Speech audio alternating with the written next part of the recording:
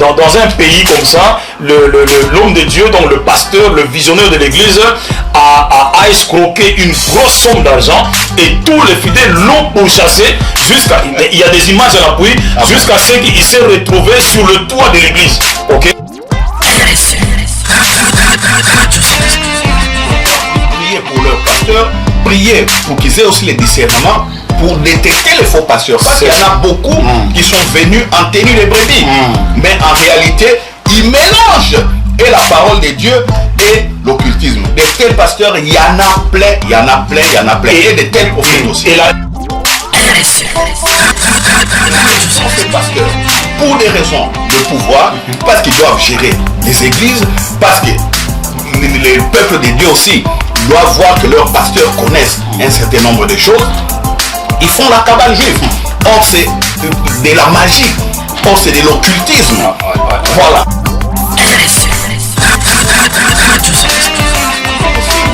Des pasteurs, des frères, des sœurs vont encore consulter les morts, vont encore consulter les marabouts, vont encore consulter les féticheurs, vont lire des livres qui enseignent l'occultisme, qui enseignent des projections astrales, qui enseignent des pratiques bizarres, des pratiques mystiques, des frères.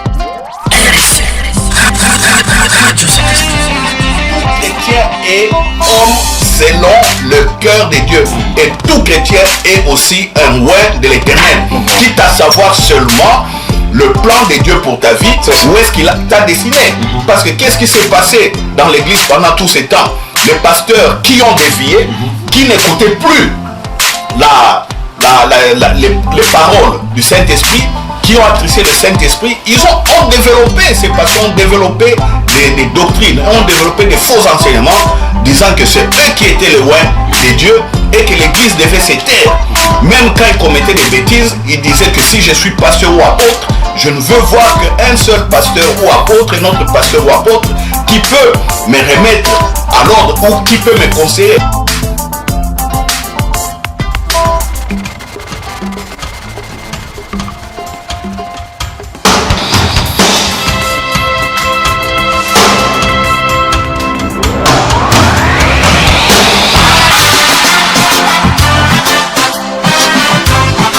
La voix du paradis.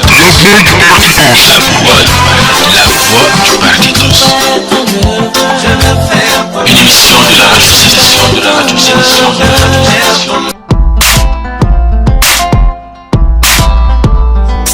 Bonjour à tous, chers auditeurs de RSC, Radio Saint-Esprit, et à vous également, chers téléspectateurs. Nous vous saluons dans le nom merveilleux de notre Seigneur et Sauveur, Jésus-Christ de Nazareth. Prions. Père, nous te bénissons, nous te rendons grâce. Merci pour ton amour, ta fidélité, merci pour ta radio, merci pour ton émission, merci pour tes fils et tes filles qui sont connectés en ce moment. Père, daigne poser ta main de Père sur chacun d'eux et que le Saint-Esprit vienne nous conduire dans tout ce qui sera dit et fait en ces lieux. Nous te bénissons, tendre Père, au nom de Jésus-Christ. Quelqu'un dit Amen chez lui. Amen. Voilà, j'ai entendu ta voix, tu as dit Amen. En tout cas, sois richement béni. En tout cas, aujourd'hui, c'est un jour merveilleux que le Seigneur nous a donné gratuitement. On n'a rien mérité, mais voilà, c'est juste par sa grâce. Nous sommes là encore en train, n'est-ce pas, de bénir le peuple de Dieu, pas nous seuls, mais en compagnie de son Excellence, le Saint-Esprit. Voilà, une fois de plus, il y a un invité de marque. Bon, je l'appelle pas un invité de marque, mais c'est un compagnon de lutte, un témoin de Jésus-Christ, le visionnaire, n'est-ce pas, le pasteur Louis-Roger Ntikou Ndavo. Donc, pasteur, bon Dieu béni. Bon Dieu béni, pasteur Ado. Dis-moi, comment vous êtes? Moins bien, grâce à Dieu. Et vous-même, comment vous êtes? Moins bien, grâce à Dieu aussi. Tout bagaille bien? Tout bagaille bien, l'église bagaille bien, la caille, tout bagaille bien. Ok. En tout cas, la caille veut tout simplement dire la maison, le foyer, chez moi ou chez soi, ou chez toi. Donc tu peux dire la caille.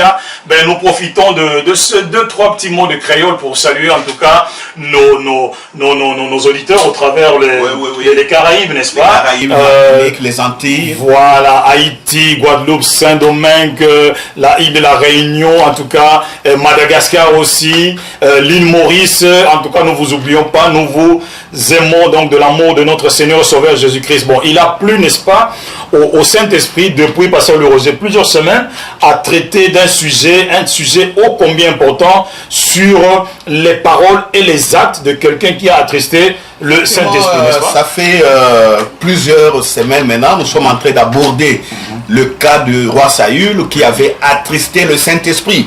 Et en résumé, c'est quoi? Le roi Saül a reçu la royauté en cadeau. Cela découle bien du verset qui dit que non, Dieu nous a donné le Saint-Esprit afin que nous connaissions les choses qu'il nous a données par sa grâce. C'est dans 1 Corinthiens chapitre 2 et suivant. Alors, le roi Saül, un jour donné, son père avait perdu tous les ânesses et ces ânesses faisaient leur économie, leur entreprise. Et son papa lui a dit d'aller chercher les ânesses. Et voilà qu'au cours de route, pendant 2 ou 3 jours, ils n'ont pas pu trouver les ânesses, mais son serviteur l'a conseillé d'aller voir un homme de Dieu qui était à l'époque donc le prophète Samuel. Or, dans le plan divin, Dieu avait déjà averti le prophète Samuel qu'il enverra quelqu'un qui sera oint comme roi en Israël. Mais malheureusement pour Saül, lui qui a reçu le don de la royauté comme en grâce, mais il s'est contredit, donc il n'a pas marché par rapport au Saint-Esprit. Rien que dans les débuts de sa royauté, 2 ans après simplement son établissement, on voit qu'il a attristé le Saint-Esprit, il a désobéi à la parole de Dieu, et plus tard encore, on voit qu'il a répété la même chose. Lui qui avait été établi dans des fonctions, en tout cas assez élevées au niveau du pays, on voit qu'il a violé la Constitution, comme nous l'avions dit, parce que à l'époque, le pouvoir était théocratique, donc Dieu dirigeait au travers les rémas qui donnaient aux prophètes et les prophètes transmettaient aussi au roi. Cela ne veut pas dire aussi écouter Dieu parce qu'il y avait des sacrificateurs. Ils consultaient aussi Dieu pour faire des actes, je dirais, qui allaient poser des actes qui allaient engager l'avenir du pays. Mais lui, au moment où de soigner, il devait soigner, je dirais, ce qui faisait que Dieu l'avait totalement rejeté. Il n'est pas bon de présenter seulement des sacrifices. Il était d'ailleurs mieux d'être obéissant. Donc l'obéissance vaut mieux que les sacrifices. Alors, plus tard, on voit que c'est ce roi qui était déjà déchu dans les plans divins, mais Dieu l'a gardé simplement dans sa volonté permissive, parce que n'oublions pas que Saül avait fait 40 ans sur le trône d'Israël, et Saül s'est inventé un ennemi. La personne de David. De David. Et il a commencé à pourchasser David, à les persécuter, à monter des coups d'assassinat. Et voilà, donc le roi a attristé le Saint-Esprit. Et on a vu plusieurs paroles qui se résumaient toujours en jeu. Donc c'était son ego. Le roi Saül ne consultait plus Dieu. Il parlait toujours en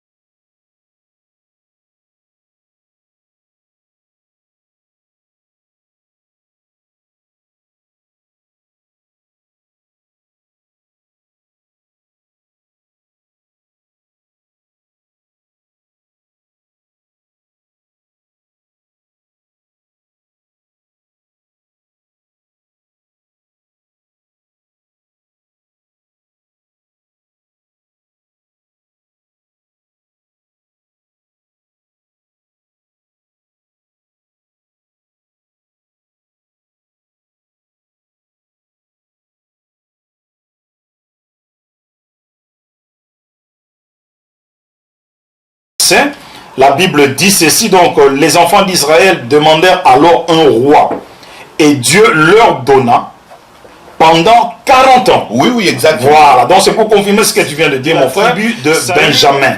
Puis, l'ayant rejeté, il leur suscita pour roi David, auquel il a rendu ce témoignage: j'ai trouvé David, fils d'Isaïe, homme selon mon cœur, qui accomplira toutes mes volontés.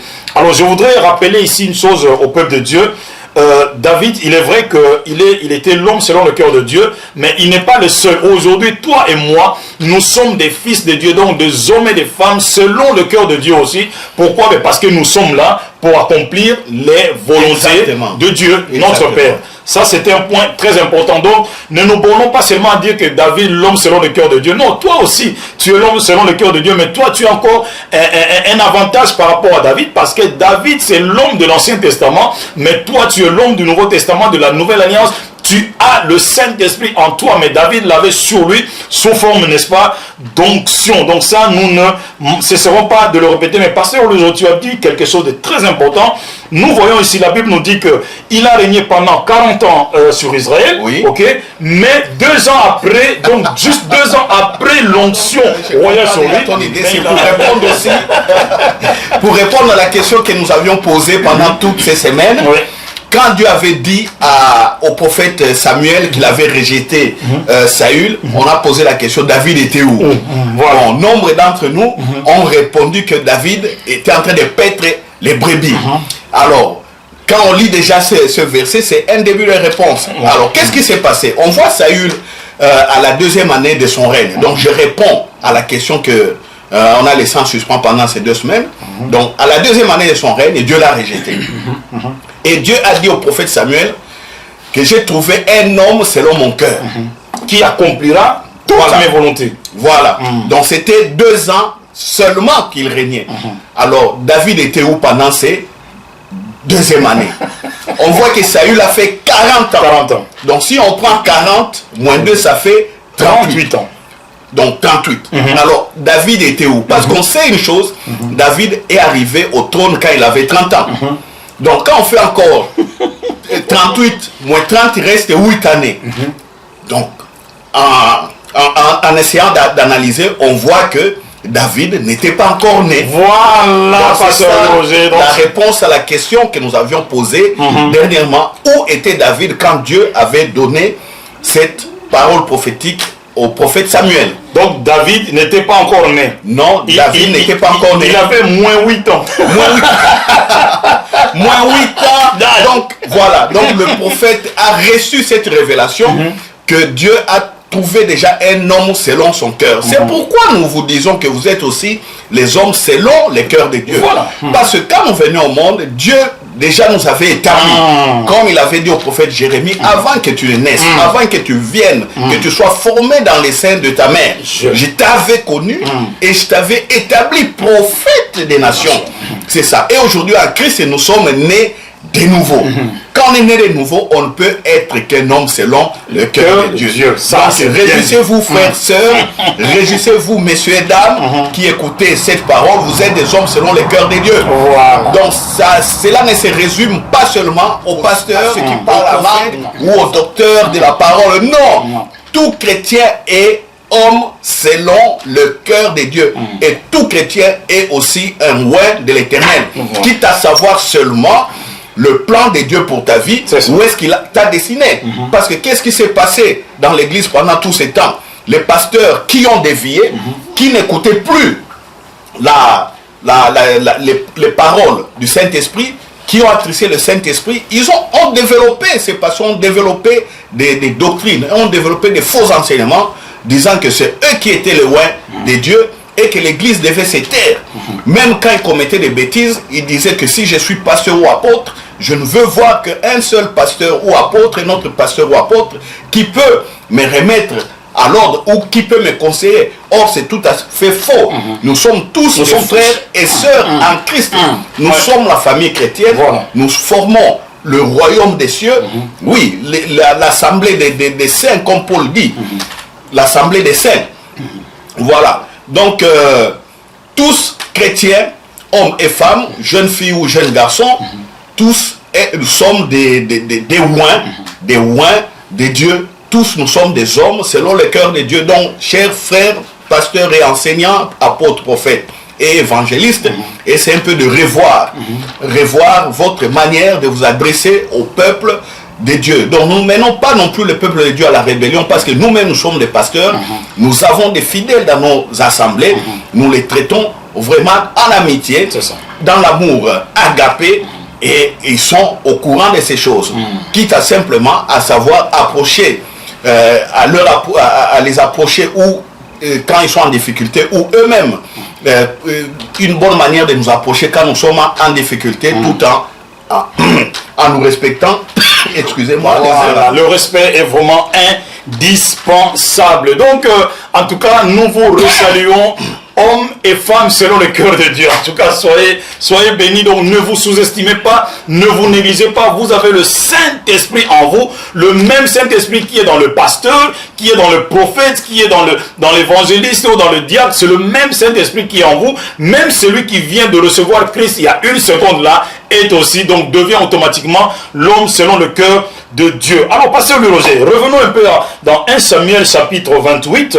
Voyons un peu ce que le Saint-Esprit nous réserve aujourd'hui. Je veux revenons un peu au verset 28. La Bible dit, et Saül se déguisa et prit d'autres vêtements et il partit avec 2 hommes. Ils arrivèrent de nuit chez la femme. Saül lui dit, prédis-moi l'avenir en évoquant un mort et fais-moi monter celui que je te dirai. Alors nous voyons ici, mon frère, revenons un peu au verset 7, la Bible, Saül dit donc à ses serviteurs, après avoir à maintes reprises consulté l'Éternel, dont l'Éternel qui ne lui répondait vraiment pas, il dit ceci à ses serviteurs, cherchez-moi une femme qui évoque les morts et j'irai la consulter. Ses serviteurs lui disent, voici à Endor, il y a une femme qui évoque les morts. Donc rejeté, celui qui a attristé le Saint-Esprit, donc d'abord par ses paroles ici, et puis par des actes. Donc il s'est dit, voilà, comme Dieu ne me répond pas, il faut que j'aille voir, n'est-ce pas, quelqu'un qui fait la divination, n'est-ce pas, et nous savons le sort, en tout cas par celui Roger, de ce roi-là, rejeté par Dieu, qui n'a plus d'onction et qui va consulter. Malheureusement, il va désobéir à la parole de Dieu, qui nous dit quoi? J'ai même marqué ce verset par celui Roger dans Ésaïe 8, 19. Et donc, oui, on va prendre Ésaïe 8, 19 pour être un peu plus précis avec les hommes de Dieu et les enfants de Dieu.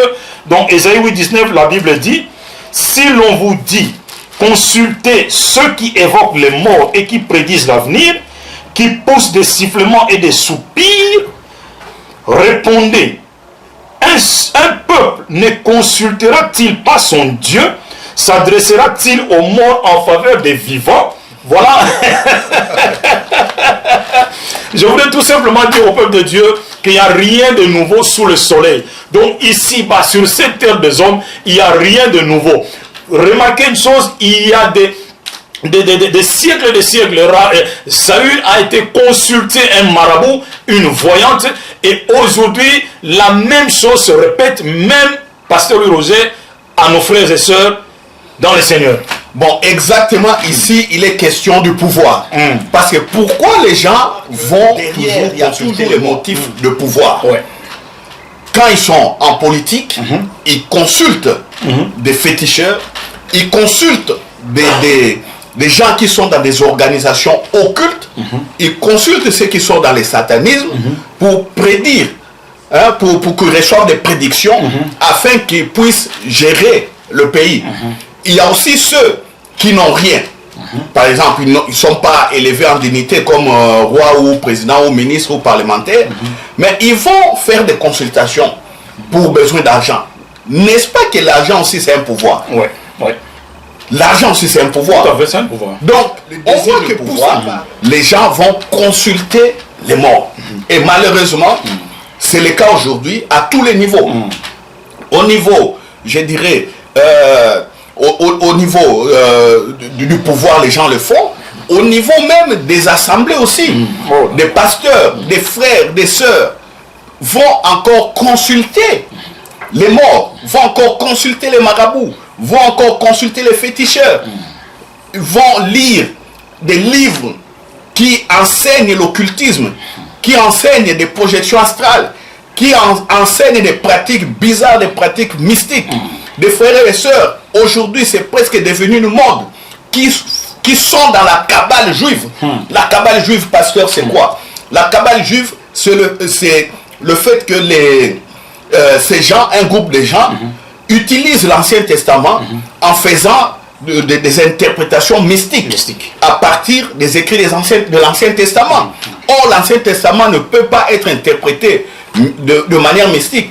L'Ancien Testament a été écrit dans un contexte bien déterminé. Et la Bible nous dit, Paul nous dit que c'était même l'ombre des choses à venir. Donc si vous voulez connaître la vérité qui est cachée dans l'Ancien Testament, il faut maintenant voir la réalité ou la vérité. La vérité, c'est qui aujourd'hui? C'est Jésus-Christ. La foi présente, c'est qui aujourd'hui? C'est Jésus-Christ. Mais que font ces pasteurs? Pour des raisons de pouvoir, parce qu'ils doivent gérer les églises, parce que les peuples de Dieu aussi doivent voir que leurs pasteurs connaissent un certain nombre de choses, ils font la cabale juive. Or, c'est de la magie. Or, c'est de l'occultisme. Voilà. Pur et simple. Et malheureusement, c'est le cas. Bon, les conséquences. On a vu comment Saül a été décimé, comment même sa famille a été décimée.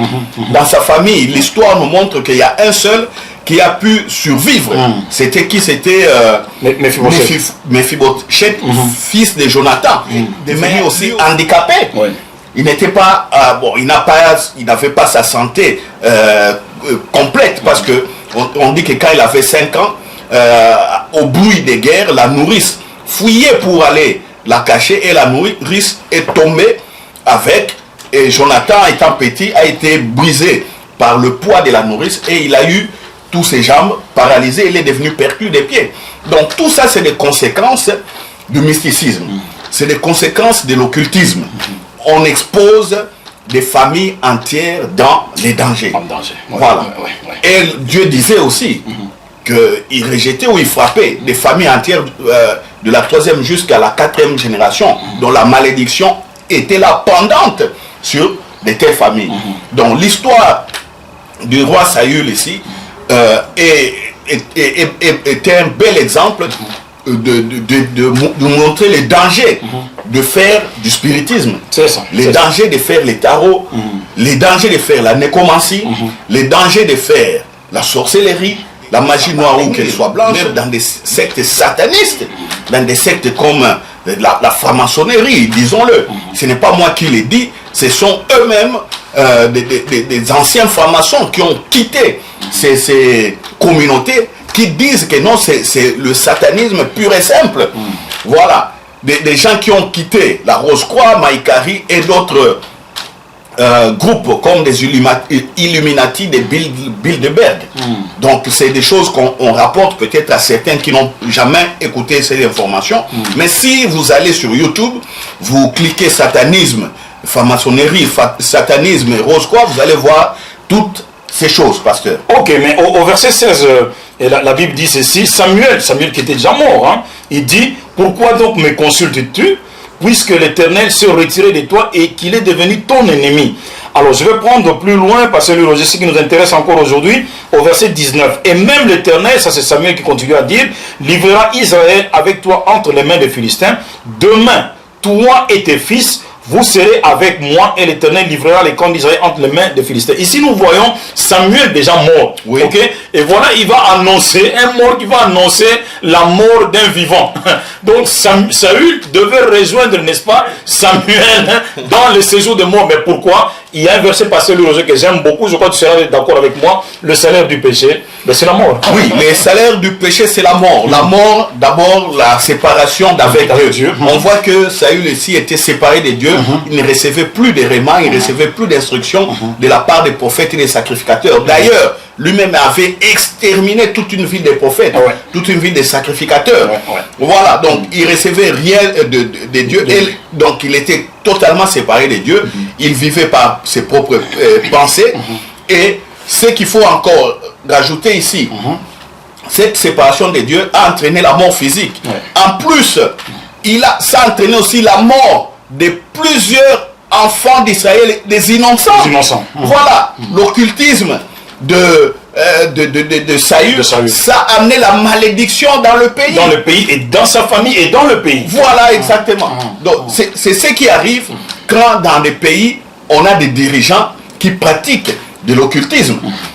Quand on a des pasteurs dans les assemblées qui sont dans l'occultisme, le peuple de Dieu qui est dans ces assemblées aussi est floué, et dans les ténèbres. Il faut la grâce de Dieu pour y sortir. Et ceux qui nous écoutent, ils doivent aussi veiller à cela. Donc ils doivent prier pour leur pasteur, prier pour qu'ils aient aussi les discernements pour détecter les faux pasteurs. Parce qu'il y en a beaucoup qui sont venus en tenue de brebis.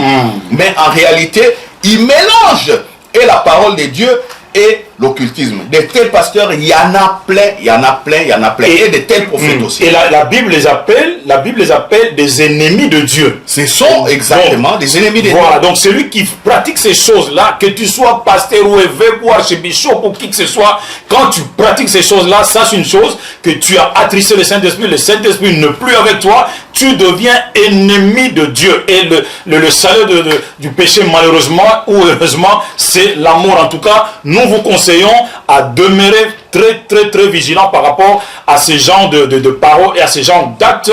Et pensez-le, Roger, mais tout à l'heure j'ai lu quelque part, il nous est révélé que dans un pays comme ça, l'homme de Dieu, donc le pasteur, le visionnaire de l'église, a escroqué une grosse somme d'argent et tous les fidèles l'ont pourchassé jusqu'à, il y a des images à l'appui, jusqu'à ce qu'il s'est retrouvé sur le toit de l'église. Ok, mais pourquoi? Mais parce qu'il a escroqué le peuple de Dieu. Mais quand on voit de tels actes, ça veut tout simplement dire que la personne n'est plus, le Saint-Esprit a rejeté cette personne, la personne n'est plus avec le Saint-Esprit. En fait, il a attristé le Saint-Esprit. Quand on attriste le Saint-Esprit, qu'est-ce qui arrive? C'est la confusion, c'est la honte. Qu'est-ce qui arrive? On se met dans les mains du diable. Qu'est-ce qui arrive? Il y a de telles humiliations. Voilà, les brebis, je dirais, les fidèles de cette église. Moi, je me demande, comment est-ce qu'ils ont eu même le courage de pourchasser les pasteurs jusqu'à ce que le pasteur aille se réfugier à la toiture de l'église. Donc, c'est une scène, je dirais, impensable. Mais de telles choses arrivent simplement. Pourquoi? Parce que le Saint-Esprit n'y est plus. Voilà. Le Saint-Esprit n'y est plus. Et malheureusement, certains des enfants de Dieu ont été aussi entraînés dans des actes de la chair pour aller commettre aussi une telle violence. Bon, en résumé, qu'est-ce qu'on peut dire? On peut dire c'est la confusion totale, c'est tout. Voilà, c'est la confusion totale. Mais moi, j'ai un témoignage que j'ai vécu moi-même, pasteur Louis Roger, parce que tout à l'heure, on va rentrer dans des témoignages pour être un peu plus précis.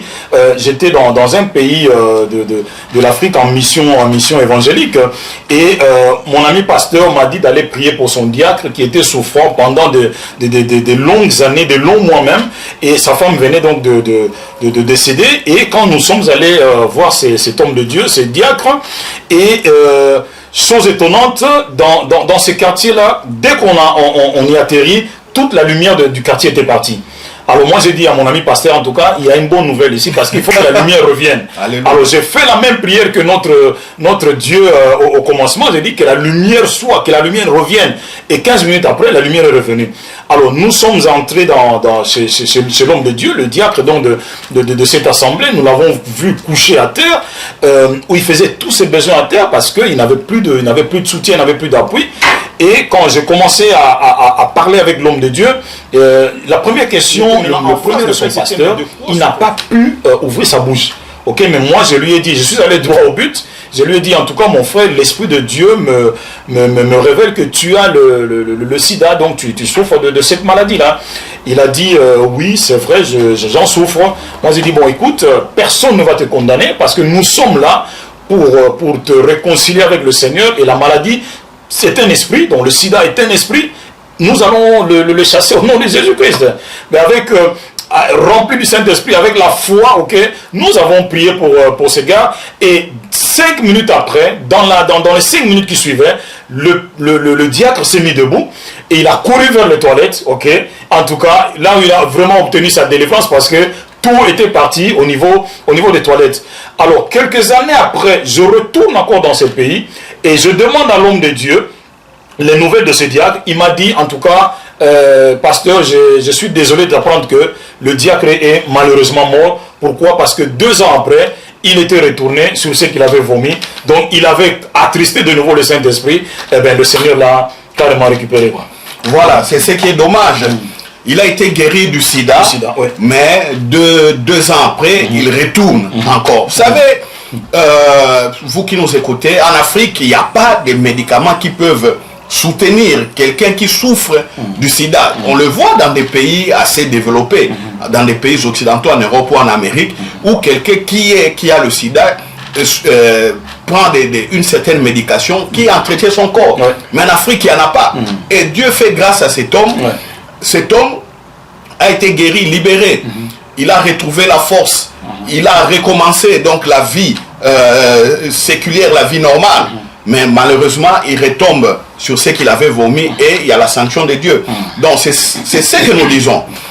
Quand on a pris le Saint-Esprit, pour ceux qui écoutent, on avait déjà dit cela dans les émissions précédentes, il y a la voie de la repentance.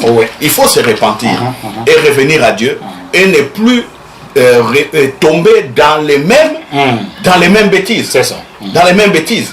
Tu vois, lui, qui l'a fait, n'a pas compris qu'il avait une grâce spéciale. Parce que le sida ne pardonne pas. Le sida ne pardonne pas. Mais malheureusement, on voit la mort s'en est suivie. Donc c'est dommage. Bon, pour savoir s'il est au ciel ou il est ailleurs, bon, ça reste dans le domaine des dieux. Mais nous ne pouvons que constater simplement avec regret la gravité de la fin, donc de la vie de cet homme de Dieu. Malheureusement. Mais pasteur, il y a beaucoup de témoignages comme ça par rapport aux attristants du Saint-Esprit. Au fait, comment reconnaître que tu as attristé le Saint-Esprit? Ben, toi-même, tu dois demeurer triste. Quand tu es triste au-dedans de toi là, tu dois ressentir que non, en fait cette tristesse là, c'est au niveau de l'esprit. Donc le Saint-Esprit est vraiment attristé. Tu dois sentir, tu dois remarquer cette tristesse là. Mais j'ai appris aussi un témoignage un peu d'une personne qui a attristé également le Saint-Esprit. Il avait sa fille lors de la prédote, n'est-ce pas? C'était un homme de Dieu, c'était un pasteur qui est très respecté. Mais voilà, le jour de la prédote de sa fille, lui va demander une grande bouteille de whisky. Voilà. Oui, pasteur Le Rosé, on lui a servi du whisky. Il a tellement bu qu'il en était ivre. Et quelques semaines après, celui qui devait être le futur mari de la fille de l'homme de Dieu, ben le gars a désisté. Il a dit non, il ne peut pas poursuivre cette chemin-là. Pourquoi? Parce que l'homme de Dieu qui devait montrer l'exemple avait vraiment failli à sa mission. Donc, le Saint-Esprit était attristé ce jour-là. Ok, nous allons continuer ce cas donc après la pause. Voilà, à tout de suite en tout cas, chers auditeurs. Ne zappez pas radio-saint-esprit.com, la voix du Paraclétos. Juste un temps de musique et puis nous sommes à vous. Merci. Dieu t'entend, il t'entend.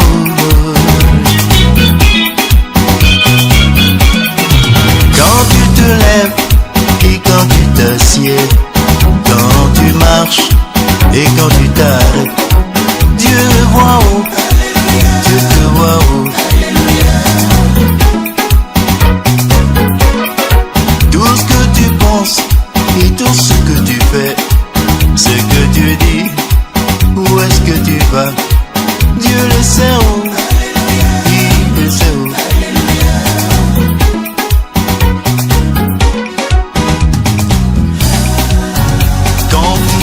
Enferme-toi dans ta maison et ton Père qui voit dans le secret, il t'exaucera. Voilà, en tout cas, merci beaucoup, chers auditeurs de RSE, radio-saint-esprit.com, la voix du Paraclétos. En tout cas, nous vous bénissons, surtout à vous qui venez de nous rejoindre et à vous également qui n'avez pas zappé.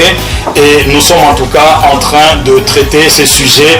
Aujourd'hui, nous voulons vraiment, avec l'aide du Saint-Esprit, nous focaliser sur des témoignages, des exemples qu'on a vécu, n'est-ce pas, par rapport aux gens qui ont attristé donc le Saint-Esprit. Mais pasteur Le Rosé, toi tu dois avoir quelques témoignages, n'est-ce pas?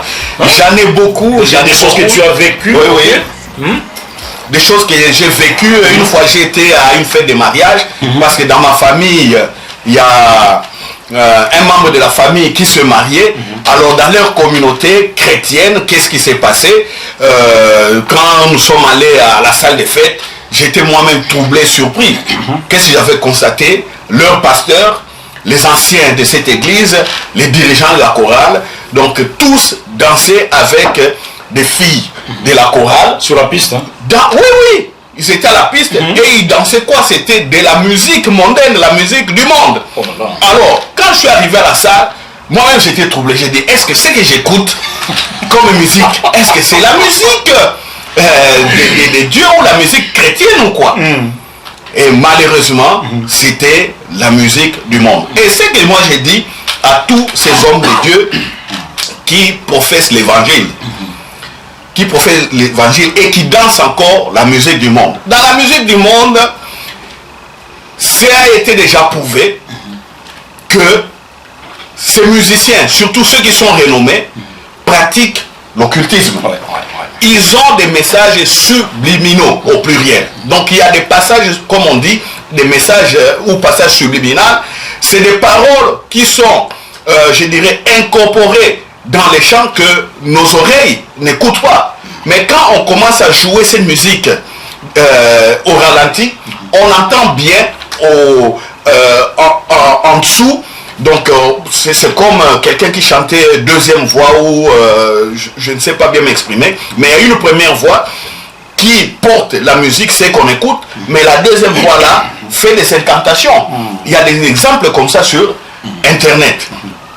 Il y a aussi des filles, quand on voit l'industrie américaine de la musique, quand vous allez sur Internet, il y a même de ces stars là qui ont dit clairement, je ne citerai pas les noms, allez simplement vérifier vous-même, qui ont dit, ces filles ont dit qu'ils ont vendu leur âme à Satan. Et le plus connu d'entre eux, c'est qui? C'est Aton Lavey.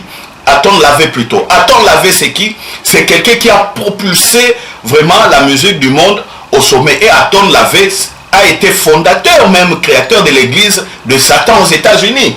Le genre de musique qu'il a inventé et la manière d'emballer la foule. Lui-même le dit dans des films sur YouTube, il dit qu'il s'inspire du diable, il s'inspire de Satan.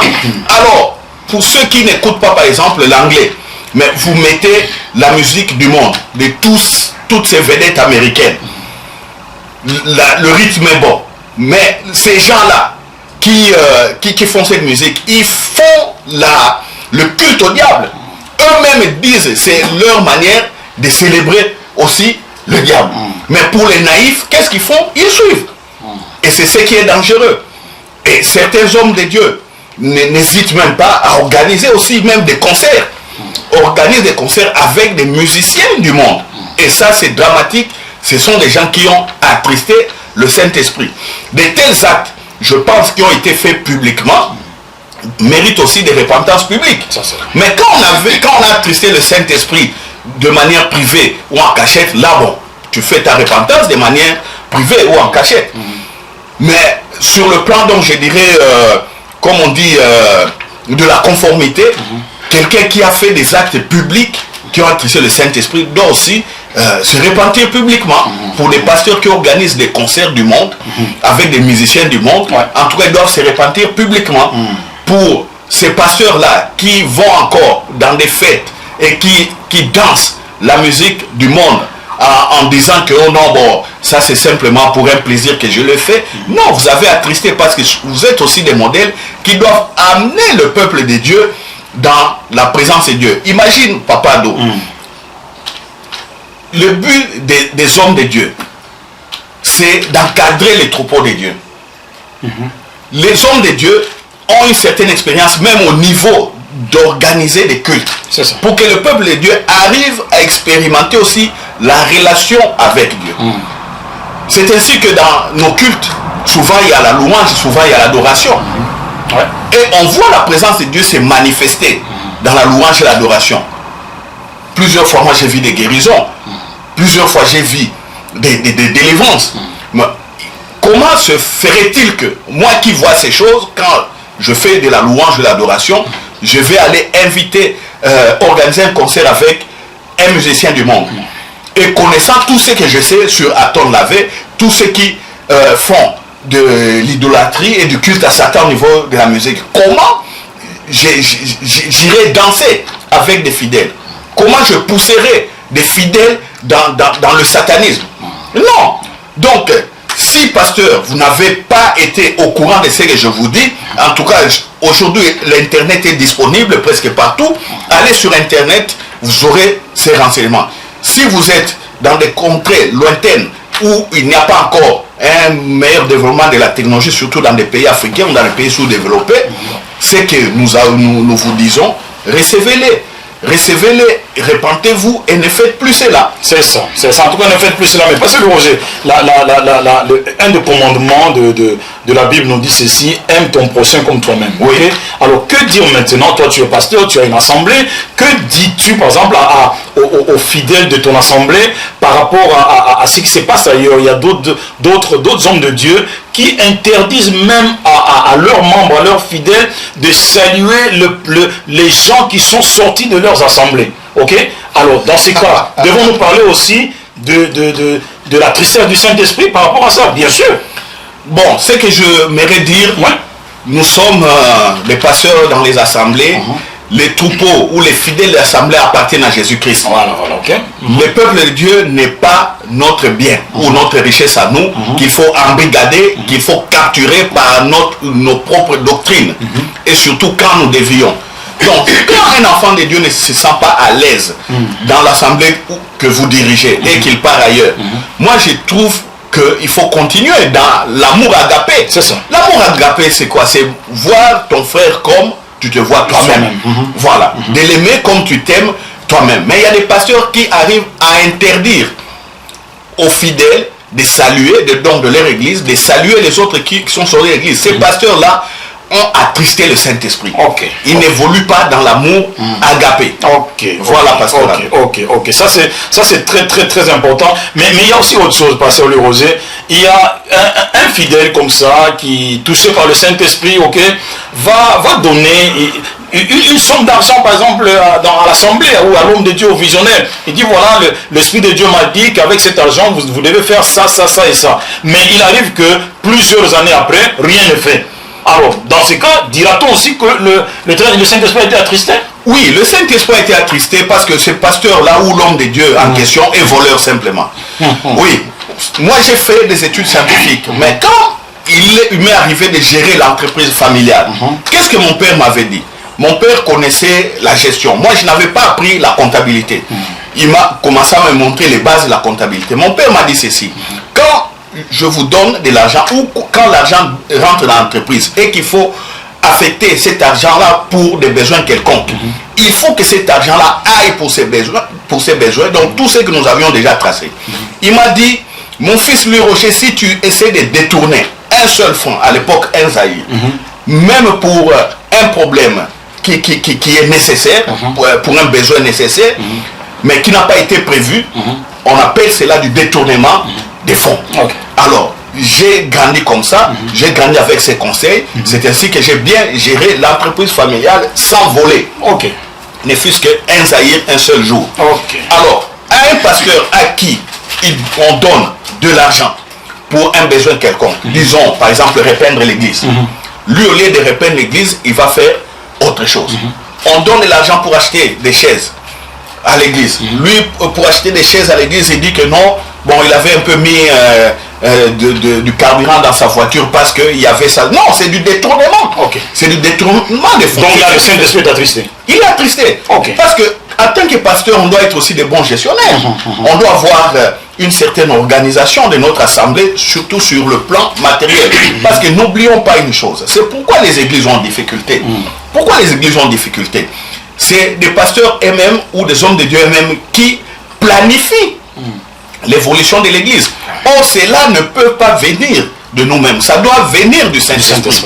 C'est lui qui a agrandi l'église, c'est lui qui est au niveau de la croissance de l'église. Mais si le pasteur commence par faire par des artifices, je dirais ingénieux, à faire ce qui n'est pas prévu, il tombe dans ce qu'on appelle donc le fait d'attrister le Saint-Esprit. Pourquoi je le dis ainsi? Beaucoup de pasteurs ont engagé les fidèles de l'église dans des dépenses, dans des grosses dépenses. À un certain moment, les fidèles n'arrivent plus à suivre. Alors, ces dépenses-là, venaient-elles du Saint-Esprit? Non. Donc, on voit que c'était un objectif particulier, un objectif de la chair du pasteur. Et après quelques mois, on voit que les fidèles ne suivent même plus. Et l'église est en difficulté. Le Saint-Esprit est attristé. Pourquoi le Saint-Esprit est attristé? Parce que c'est même son honneur. Oui. Moi j'ai vu. Le nom de Jésus est blasphémé. Ça c'est vrai. Une église qui emploie, je dirais, certains membres ou des personnes comme des secrétaires, des employés ou des administratifs comme employés ou d'autres comme ouvriers, et puis une église qui n'arrive pas à les payer. Dites-moi, maintenant. Le Saint-Esprit est attristé. Mais le Saint-Esprit est attristé parce que regarde ce qui se passe sur le plan du monde. Quand on a une entreprise dans le monde, une entreprise commerciale ou de quelque nature que ce soit, si l'entreprise n'arrive pas à payer les salariés, c'est une raison parmi des raisons majeures de la fermeture de l'entreprise. Donc l'entreprise doit fermer ou doit être liquidée. Donc si elle n'arrive pas, surtout en Belgique ici, la loi, que prévoit la loi? Vous avez une entreprise, et il faut d'abord payer les charges sociales. Et deux, les salaires des travailleurs doivent suivre. Ouais. Mais vous n'arrivez pas à les faire. Mais vous avez employé des gens. Et vous êtes dans l'église. Église, en tant que, je dis pas entreprise, en tant qu'une organisation, mais qui n'arrive plus à payer les travailleurs. C'est une église en faillite. A-t-on déjà vu Dieu en faillite? Jamais. Donc c'est une église qui a attristé le Saint-Esprit. Le Saint-Esprit. Okay. Il n'y a pas mille façons de les découvrir, pasteur Ado. Ok, je te comprends. Il n'y a pas mille façons de les découvrir. Je comprends, mon frère. Et le pasteur aussi, il vient à la chaire et dit, vous voyez, j'ai fait 6 mois, je ne suis pas payé, j'ai fait autant, donnez l'argent parce que le salaire insiste. Mais non, c'est la honte. Un pasteur qui vient réclamer son salaire devant les fidèles, c'est la honte. Donc le Saint-Esprit est attristé. Il est attristé. Et les fidèles ne savent pas que le Saint-Esprit est attristé. Lui-même, le pasteur, il est déjà dans le pétrin et l'église prend cette mauvaise direction. Voilà, pasteur Ado, l'église est riche et l'église ne peut pas avoir des dettes. Une église qui a des dettes, c'est une église qui a attristé le Saint-Esprit. Voilà. Mais parce que en tout cas, il y a non, cette histoire de Saül, ça nous conduit trop loin. Donc la personne, les paroles et les actes de quelqu'un qui a attristé le Saint-Esprit. Rappelons une chose, Saül c'est le chef, Saül c'est le patron, Saül c'est le pasteur, Saül c'est le bishop, Saül c'est le visionnaire, Saül c'est un homme politique. Mais on me raconte ici, pasteur Rosé, qu'un pasteur dans un pays comme ça, on voit de développement, a sollicité, n'est-ce pas, la contribution de l'église pour payer les instruments, n'est-ce pas, de la chorale. Et puis la contribution est montée vraiment à une somme très importante. Oui. Et quelques temps après, la surprise était quoi? Le pasteur a pris l'argent et il s'est réfugié au Canada. Mais c'est triste. Là, le Saint-Esprit vraiment attristé, c'est arrivé au Canada, mais il a commencé une autre assemblée là-bas. C'est triste, on fait honte à Dieu. On fait honte à... Des choses comme ça ne peuvent pas arriver dans l'église. Ah, mais malheureusement ça arrive. Oh là là là là là là. Malheureusement ça arrive. Il y a de tas de témoignages, mais nous demandons aussi à nos auditeurs, ben, si vous avez de tels témoignages, n'hésitez pas, écrivez-nous, téléphonez-nous, tweetez-nous en tout cas. Nous allons prendre le plaisir en tout cas de dénoncer, au fait, pas dans un esprit de rébellion ou de compétition, non, c'est juste pour éclairer le peuple de Dieu par rapport aux paroles et aux actions de quelqu'un qui attriste le Saint-Esprit. Parce que vous pouvez vous retrouver dans une famille, dans une entreprise, dans une assemblée où le Saint-Esprit a été déjà mis de côté. Ben voyez-vous, vous allez dire une chose, ben voilà, nous ne voyons pas clair, nous ne progressons pas, nous ne prospérons pas, ben tout simplement parce que le Saint-Esprit est attristé. Et l'homme de Dieu au Canada, il a commencé notre assemblée là-bas. Oh, mais non, bon, moi j'ai dit, bon, j'allais dire un mot, mais je me réserve de le dire, mais c'est un attristant simplement du Saint-Esprit. Bon, mais il s'est montré, je dirais, il s'est montré vraiment escroc voleur. Et malheureusement, bon, c'est ce qu'il est. Voilà. Il est voleur, il est escroc. Bon. Donc cette semence-là n'était pas partie. Mais parce que une histoire encore qui m'a été rapportée, ben, un homme de Dieu dans un pays européen, il va auprès de son coiffeur pour se faire un peu beau, n'est-ce pas? Et arrivé là-bas, ben, il trouve tous ces petits revendeurs d'appareils, n'est-ce pas, portables et tout ça. Ben, il a vu un bel appareil portable qu'il voulait, mais il n'avait pas de liquidité sur lui. Mais il dit au petit vendeur, il dit non, attends-moi le soir, juste après le service, après le culte, disons, j'aurai des offrandes et c'est avec ces offrandes-là que je vais... Mais non. Mais je te dis, frère, avec ces offrandes-là, je vais payer le téléphone. Les offrandes, c'est pas de l'argent avec lequel le pasteur va se payer. Ça ne se passe pas comme ça. La gestion de l'argent dans l'église. Il compte sur ce que le peuple de Dieu va aller apporter pour payer sa dette. Mais non. Attends quand tu auras l'argent, quand l'église dans l'organisation te payera, te donnera ce qu'il est dit, parce qu'il faut le dire aussi, les pasteurs méritent d'être payés pour le boulot qu'ils font. Mais il ne faut pas aller au-delà de la mesure que Dieu a fixée. Parce qu'il y a des pasteurs qui ont mis des salaires. Les offrandes sont parties pour les téléphones. Pour le téléphone. Voilà.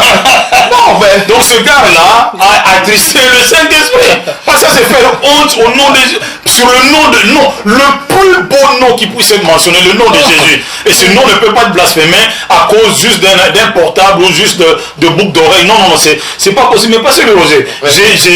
J'ai appris encore une chose, une autre histoire de quelqu'un qui a attristé le Saint-Esprit, mais qui malheureusement a eu son salaire. Ok, c'est cet homme-là, un homme de Dieu. En fait, dans son assemblée, il avait tellement embelli son siège, n'est-ce pas? Là où il avait l'habitude de se mettre. Ok, juste assez que quand il se mettait assis, il y avait des lampes clignotantes. Ok, tellement qu'il voulait embellir le truc, mais en fait c'était l'orgueil qui était rentré en lui. Il a tiré l'attention sur lui. Une fois assis, donc toute l'assemblée voyait la lumière et clignotante dirigée vers tout autour de lui. C'est une sorte de trône, quoi, ok. Mais un jour, tellement que le péché était à son comble, un jour il s'est mis debout pour prêcher, n'est-ce pas? Et bien il est tombé sur place et puis il est parti. Voilà, on connaît des cas de pasteurs qui sont morts à la chair comme ça, de manière, je dirais, subite, parce qu'ils avaient simplement attristé le Saint-Esprit. Il y en a plein. Alors, ce que je voudrais dire ici, c'est quoi? On a plusieurs exemples, peut-être si tu le veux bien, on pourra continuer ces cas, parce qu'il faut détailler. Surtout, on n'est pas allé en profondeur aux pasteurs qui mélangent fétiche et la magie. Oui, mais est-ce que tu as un exemple là pour... tu as un cas pareil par rapport aux gens qui ont consulté, c'est vrai qu'il y en a beaucoup, les gens en parlent et tout ça, ou bien un cas que tu connais, je sais pas. Bon, je connais des cas des hommes de Dieu qui sont dans l'occultisme et à la fois aussi, ils utilisent la Bible pour essayer un peu de professer l'évangile. Mais en réalité, c'est quoi? C'est simplement des destructeurs. Parce que ce sont ces gens qui affaiblissent l'église sur le plan, je dirais sur le plan organisationnel. Parce que l'église spirituelle et l'église corps du Christ ne peut jamais être affaiblie.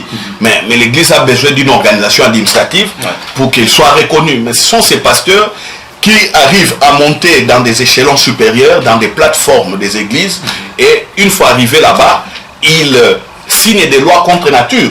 C'est comme ici, par exemple, en Belgique, l'église protestante unie en Belgique a accepté le mariage des homosexuels. Mais ce que les gens ne savent pas, quand on parle de l'église protestante unie en Belgique, il y a plusieurs branches. Là, on voit, il y a des baptistes, il y a des ménonites, il y a des églises, je dirais, libérales. Mais d'un autre côté, il y a des courants, le courant évangélique, le courant pentecôtiste ou le courant charismatique. Mais l'autre courant là, le courant traditionnel, a accepté le mariage des homosexuels. Et là, on y trouve des pasteurs, par exemple, francs-maçons, qui signent aussi des documents en signant. En bas, ils écrivent pasteur et puis ils rajoutent franc-maçon. Il y en a ici en Belgique. Dans plusieurs documents, ils les signent ouvertement. Or, la franc-maçonnerie, c'est quoi? C'est de l'occultisme pur et simple. Allez sur Internet et vous allez le voir. Les premiers adhérents en franc-maçonnerie, on ne leur dit pas que c'est de l'occultisme. Ils sont séduits et puis ce n'est que plus tard en montant au niveau du pouvoir, pour arriver, je pense, au 33e degré, c'est en ce moment-là que certains tombent des nues. Parce qu'on leur fait passer par des contrats sataniques, par des sacrifices humains, des choses comme ça pour avoir de la puissance. Voilà. Donc, il y a des cas comme ça, des pasteurs satanistes. En Belgique, il y en a. Il y en a. Donc, ce sont des gens qui ont attristé. Ils ont attristé le Saint-Esprit. Et je me pose même la question, certains étaient dans en Christ. Parce qu'il y a deux cas. Il y a ceux qui sont en Christ qui s'égarent. Donc ce n'est pas tout le monde. Nous ne parlons pas de tout le monde. Nous parlons d'une catégorie de gens. Voilà, d'une catégorie de gens. Il y en a... Et chacun se reconnaîtra. Voilà. Il y a ceux qui sont en Christ et qui arrivent à s'égarer en étant séduits, en entrant dans des organisations ésotériques comme ça. Mais il y en a, ils sont conscients que ce qu'ils pratiquent, c'est mauvais. Ils ont reçu déjà des ordres de la part du diable. Ils viennent à l'église, ils suivent la formation dans des écoles ou dans des instituts théologiques. Ils arrivent à être pasteurs et une fois qu'ils atteignent l'échelon supérieur, ils commencent à fragiliser l'évangile en laissant le courant libéral, en laissant aux gens d'interpréter par exemple la Bible comme ils veulent. Et ils disent que non, c'est l'interprétation qu'ils ont reçue, il faut l'accepter. Et plus tard, on finit par des cas comme ça, où on voit que dans l'organisation de l'église protestante, on arrive à accepter l'homosexualité. On arrive à voir des pasteurs qui signent ouvertement et qui se proclament francs-maçons ouvertement. Donc voilà, il y a des cas comme ça. Parce que tu sais ce qu'il y a aussi. Il y a certains, dans ce domaine-là, c'est encore tabou. Tabou pour eux. Aux États-Unis, en matière de l'occultisme et de l'église, l'État a laissé une certaine liberté. Donc il y a l'église de Satan qui est reconnue. Et les gens s'affichent qu'ils appartiennent à cette église. Mais dans d'autres pays, c'est encore tabou. Ils sont dans le satanisme, mais ils ne veulent pas le dire. Mais c'est là où nous attirons dans l'attention du public et des fidèles qui doivent apprendre aussi à discerner leur berger. Tout à fait. Non, très important. Ce que le berger dit, il faut le vérifier dans les Écritures.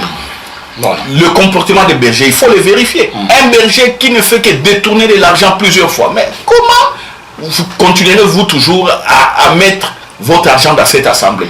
Parce qu'au lieu que ça serve le royaume, ça serve à une personne. Et les gens se consolent en disant non, j'ai donné à Dieu. Non, vous n'avez pas donné à Dieu. Vous n'avez pas donné à Dieu. Non. Imaginez-vous, il y a des organisations caritatives. Par exemple, prenons, il y en a plein. Il y a des orphelinats, des choses comme ça. Vous donnez votre argent à quelqu'un qui gère l'orphelinat et du jour au lendemain, vous retrouvez que non, il a vendu l'orphelinat ou peut-être il a fait avec cet argent, il s'est construit des maisons. Ça vous attriste. Ça vous attriste. Mais à l'église aussi, c'est la même chose. Vous contribuez pour l'évolution de l'église, pour les bâtiments, pour qu'on mette un peu de confort, pour que les gens arrivent à bien adorer dans la communauté. Et les dirigeants de l'église détournent cet argent. Et puis vous restez dans ces assemblées. Non, moi je me pose la question. Donc, voilà, en tout cas, on continuera toujours à se poser des questions par rapport à ça. Mais l'émission n'est pas finie. En tout cas, nous aurons encore passer j'espère prochainement beaucoup de choses à dire par rapport aux témoignages. Si vous en avez, en tout cas, n'hésitez pas. Faites-les nous parvenir. Comme ça, nous allons partager avec nos frères et sœurs concernant les paroles et les actes de quelqu'un qui a attristé le Saint-Esprit. Mais Pasteur Roger, toi tu as une assemblée, tu es un homme de Dieu, tu es un serviteur de Dieu depuis des années, mais je vais terminer en te posant une question, si tu peux me le permettre. Deux pasteurs qui se chamaillent, qui se bagarrent, qui se disputent et qui se retrouvent en tout cas devant le tribunal. Ont-ils attristé le Saint-Esprit ou pas? Voilà, Pasteur Roger, ça c'est un cadeau, n'est-ce pas? Non, ils ont attristé le Saint-Esprit parce qu'ils se sont bagarrés. Voilà. Voilà, en tout cas, ils ont attristé le Saint-Esprit et s'ils ne se sont pas bagarrés, mais ils se retrouvent devant les tribunaux. Non, ils se sont mis en conflit. Parce que les conflits ne devaient pas y exister. Et Paul nous dit dans Corinthiens que nos affaires à nous, les enfants de Dieu, doivent trouver un règlement entre nous. Mais quand on expose cela déjà dans les tribunaux païens, c'est pas mauvais. C'est pas mauvais les tribunaux païens. Quand on expose cela, ça attriste le Saint-Esprit. Pourquoi? Nous qui devrions montrer l'exemple. Parce que là où il y a l'amour, l'amour supporte tout. L'amour couvre une multitude de péchés. Vous êtes en conflit, pasteur, avec votre frère pasteur. Trouvez moyen de les régler. C'est ça. Même si c'est dans les cadres de business. Parce qu'il y a des pasteurs qui ont aussi des entreprises. Ça dépend de leur appel et de la manière dont ils servent Dieu. Même si c'était un problème d'argent, essayez de trouver un compromis. Mais bon, cela ne veut pas dire non plus que si un pasteur va nécessairement au tribunal, il a attristé. Parce que si à côté il se retrouve avec un pasteur voleur, il fera quoi pour rentrer dans ses droits? Voilà. Donc voilà. ça c'est aussi une question. Ouais, une question. Voilà, une question. Voilà. En tout cas, on n'a pas fini l'émission, mais malheureusement, il est l'heure, comme nous le signale la régie. Ben, en tout cas, nous vous apprécions. Merci d'avoir été en connexion directe avec nous sur radio-saint-esprit.com, votre radio. N'oubliez pas, 24 heures sur 24. Il y a des émissions comme ça qui pour booster en tout cas notre foi, pour nous réveiller. N'oublions pas une chose, la voix du Paraclétos. Là, c'était uniquement sur une personne qui a attristé le Saint-Esprit. Comment peut-on attrister le Saint-Esprit? C'est par les paroles et puis par les actes ou les actions. Le cas de Saül, en tout cas, en était un grand exemple. À la fois prochaine, en tout cas, Pasteur Louis Roger, merci d'être passé. Oui, merci d'être venu et que la grâce, en tout cas, continue à se abonder dans ton assemblée, dans ta famille, ok? Merci, Pasteur, merci aux auditeurs qui nous écoutent. Voilà, à vous également, abonnant grâce à vous. Nous vous aimons. À la fois prochaine. Dieu voulant. Ciao, ciao. Ciao, ciao, ciao, ciao, ciao. Amen. Ciao.